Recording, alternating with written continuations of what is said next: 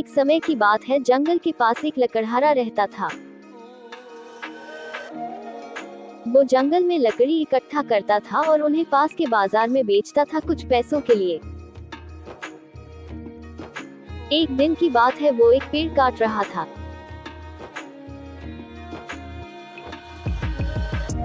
तभी हुआ ये कि गलती से उसकी कुल्हाड़ी पास की एक नदी में गिर गई।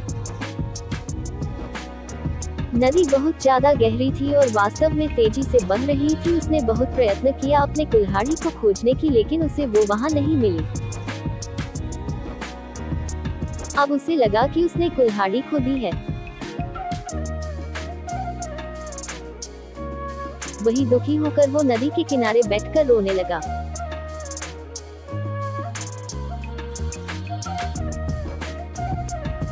उसके रोने की आवाज सुनकर नदी के भगवान उठे और उस लकड़हारे से पूछा कि क्या हुआ। लकड़हारा ने उन्हें अपनी दुखद कहानी बताई।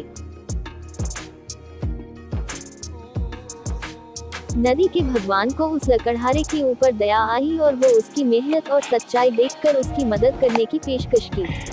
वो नदी में गायब हो गए और एक सुनहरी कुल्हाड़ी वापस लाया, लेकिन लकड़हारे ने कहा कि यह उसका नहीं है। वो फिर से गायब हो गए और अब की बार उन्होंने चांदी की कुल्हाड़ी लेकर वापस आए, लेकिन इस बार भी लकड़हारे ने कहा कि ये कुल्हाड़ी उसका भी नहीं है।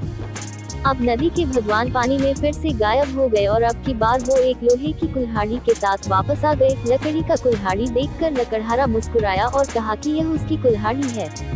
नदी के भगवान ने लकड़हारे की ईमानदारी से प्रभावित होकर उसे सोने और चांदी की दोनों कुल्हाड़ियों से भेंट किया। इस कहानी से हमें ये सीख मिलती है कि ईमानदारी सर्वोत्तम नीति है। आपको वीडियो पसंद आए तो लाइक करिए और दूसरे वीडियो देखने के लिए हमारे चैनल को सब्सक्राइब कर दीजिए।